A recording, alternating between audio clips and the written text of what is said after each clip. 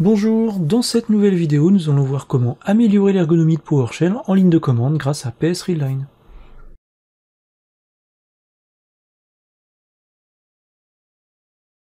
Le module PS Readline va permettre d'améliorer l'ergonomie de Windows PowerShell, le PowerShell qui est natif à Windows, mais aussi de PowerShell 7 que vous pouvez installer à côté de la version native de PowerShell.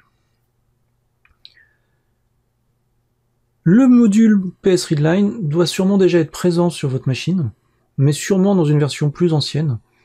Donc il faudrait installer la toute dernière version pour pouvoir profiter de toutes les fonctionnalités que je vais présenter. Les fonctionnalités vont fonctionner sur du Windows PowerShell natif.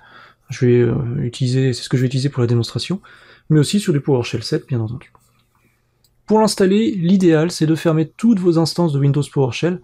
Attention, même Visual Studio Code si vous avez activé l'extension Windows PowerShell. Et ensuite de prendre une des deux commandes présentées ici et de l'utiliser directement dans un exécuté. Donc je dois déjà l'avoir en stock, voilà, comme ici. Sinon vous risquez d'avoir une erreur qui vous dit que le module est déjà utilisé et qu'on ne peut pas, du coup, il ne peut pas l'installer parce que le module est utilisé. Donc le plus simple c'est de tout fermer, de faire ça. Sinon ça fait faire des manipulations plus complexes, décharger le module, etc. Donc c'est ce que je vous conseille pour l'installation. Une fois installé, eh bien qu'est-ce que on va avoir comme ergonomie supplémentaire? Qu'est-ce que nous apporte ce PS Readline? Eh bien tout simplement de la coloration syntaxique. On en avait déjà avant, mais celle-là va être un peu plus aboutie. On va vraiment pouvoir faire la différence entre les noms de variables, les arguments, les noms de commandes, fonctions, etc. Donc ça va être plus intéressant à ce niveau-là. On va avoir aussi le petit chevron ici qui va passer de couleur rouge si vous faites des erreurs de syntaxe basique, genre vous avez oublié une cote, vous avez mis une seule cote et puis vous n'avez pas fait la deuxième pour fermer fermer l'élément, ou une accolade, vous aurez donc du rouge qui va s'afficher pour vous dire qu'attention, il y a une erreur de syntaxe quelque part, syntaxe basique hein, bien sûr. L'édition en multiligne, vous allez pouvoir travailler de la même manière que vous faites dans du fichier texte, c'est-à-dire vous allez pouvoir sauter la ligne, travailler sur la deuxième ligne pour continuer la commande, continuer de faire entrer, majuscule entrée pour être exact, pour aller à la ligne suivante, et puis avec les flèches, vous pouvez revenir à la ligne précédente, corriger une partie de la commande, vous pouvez même repasser deux lignes sur une, comme vous le feriez dans un fichier texte. Donc le mode multiligne va être assez pratique à manipuler. Vous pouvez, en appuyant sur F1, je le montrerai tout à l'heure, hein, je ferai la démonstration après, appuyer sur F1, atteindre l'aide de la commande que vous êtes en train de manipuler, et revenir directement dans la commande au même endroit où vous étiez dans la commande sans avoir affecté le mode d'édition. Vous avez bien sûr un historique des commandes, vous avez aussi bien sûr de la complétion de commandes. Vous avez la possibilité d'activer aussi de la complétion prédictive, donc il va regarder dans l'historique les commandes que vous avez déjà tapées, et quand vous allez commencer à taper, il va vous proposer, ça je vais le faire comme ça rapidement par exemple, mais j'ai déjà fait Notepad, eh bien j'ai commencé à taper NO, il m'a proposé en gris le terme Notepad, $profile, la commande. Si je veux la valider, il suffit que je fasse la flèche de droite, et voilà, la commande est déjà prise en compte, j'ai plus qu'à la valider, avec Entrée. Donc on a la prédiction qui est disponible. Qu'est-ce qui me manque? Oui, on a aussi la possibilité d'activer d'autres modes. Moi alors, je suis en mode Windows globalement, mais on a d'autres modes, mode Emacs ou VI, pour ceux qui viendraient du monde Linux, Unix, et qui utilisaient donc des éditeurs sur ces modes-là. Vous retrouverez vos raccourcis clavier du mode VI qui seront disponibles si vous passez en mode VI par exemple. Les raccourcis de clavier, d'ailleurs parlons-en, on a la possibilité de personnaliser de manière assez facile en faisant des commandes, mais qui vont indiquer la touche que vous voulez associer à une fonction. Et donc vous pouvez personnaliser aussi les raccourcis clavier de PS Readline. Donc je regarde juste si j'ai pas oublié quelque chose. Non, on est pas mal. Eh bien, je vais passer à la vraie démonstration. Donc là, j'ai fait un Notepad profile. Donc vous voyez que la correction syntaxique qui s'affiche. On voit la variable en vert, la commande en jaune clair. Je vais appuyer sur Entrée pour valider. Donc ça, c'était pour afficher mon fichier profil dans lequel j'ai la configuration de mon PS Readline. Donc la dernière ligne, c'est pour dire que je suis en mode Windows. La première, c'est pour importer le module. La deuxième, c'est pour le menu complète. Alors je l'aime bien, parce que par exemple, si je fais quelque chose comme ça, alors c'est la complétion, c'est le comportement, comment s'affiche la complétion.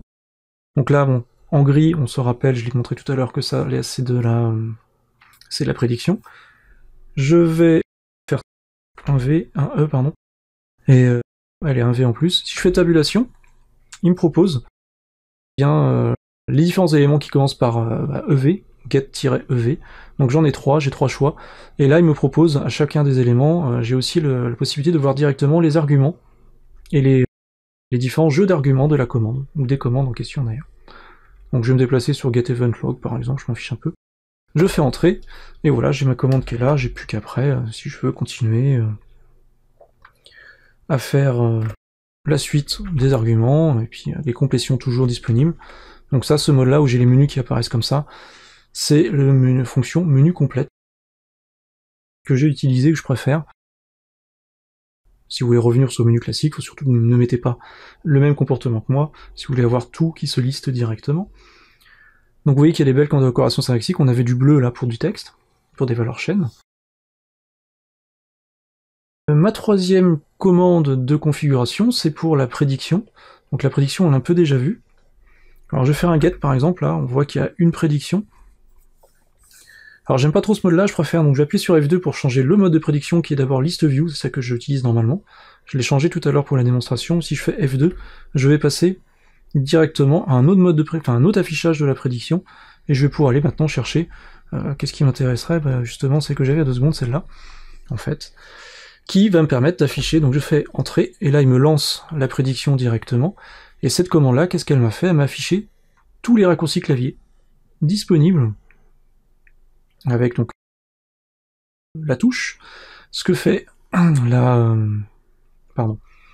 ce que fait du coup la touche, que va faire la touche, et la description plus complète de ce qui se passe. Donc j'ai un certain nombre de raccourcis clavier, on va retrouver les classiques, CTRL-C, CTRL-V, CTRL-X, CTRL-Z aussi, pour pouvoir revenir en arrière.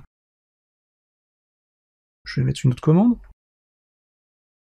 Alors je peux à tout moment faire F2 si ça m'embête, ça, hein, bien sûr, pour repasser sur le mode d'affichage en vue, j'ai oublié le nom de la vue d'ailleurs, c'est pas grave, mais en vue classique, on va appeler ça comme ça. Si je fais un getChildItem par exemple, hop, il m'en proposait déjà, en mémoire. Donc je vais faire pass, et imaginons que là, pour x ou y raison, je fasse une faute de frappe, oui. Je ne mets qu'un caractère, qu'une cote, au lieu des deux. Eh bien il met bien du rouge ici pour dire que j'ai une erreur syntaxique très basique, il ne fait pas des erreurs de syntaxe plus compliquées, c'est vraiment de syntaxe, erreur syntaxique basique. Qu'est-ce que j'oublie de montrer? La prédiction c'est fait, la complétion c'est fait. Ah, le mode multiligne, pardon. Faire ça comme ça, je vais dire, je vais faire pipe par exemple, et je vais faire majuscule entrée là. Et puis bon, je vais continuer ma commande, sort-object. On va faire un tiret property length. Voilà, je vais refaire un petit pipe pour toute ma lisibilité. Je vais refaire un majuscule entrée. Et puis on va faire un select object. Directement comme ça. Et puis je peux revenir avec les flèches sur les lignes suivantes, enfin précédentes, pardon, pour dire tiens, j'aimerais faire, je sais pas, du récursif. Voilà. Je peux revenir en arrière, puis dire non, en fait c'est sur 2 lignes, je préfère que ça revienne sur une, donc là je vais mettre à la fin de la ligne, je vais faire touche supprime. Et voilà, il me remonte la ligne, et je peux bien sûr, alors je sais pas s'il va aimer, ouais, donc en fait quand on fait majuscule entrée, là il n'apprécie pas du tout, donc c'est là le souci, c'est comme la commande est un peu déjà tapée, là le retour sur la ligne ça va, mais dès que je veux refaire la ligne, voilà, il m'insulte, je ne pourrai pas faire le majuscule entrée en plein milieu d'une commande ici. Mais je peux revenir en arrière pour remettre sur une seule ligne si je le souhaite. Je pense que j'ai fait le tour des démonstrations importantes, les colorations et tout. Et bien donc c'est la fin de cette vidéo. Je vous laisse jouer donc avec votre PS Readline pour voir l'ergonomie et vous habituer du coup à ces nouvelles fonctionnalités. Merci de votre attention, merci au like, merci au partage, merci aux abonnés, merci aux commentaires. Et n'oubliez pas que vous pouvez donc me payer un café par l'intermédiaire de Utip pour faire des dons et que vous trouverez le lien directement dans la description de la vidéo. Merci beaucoup et à bientôt.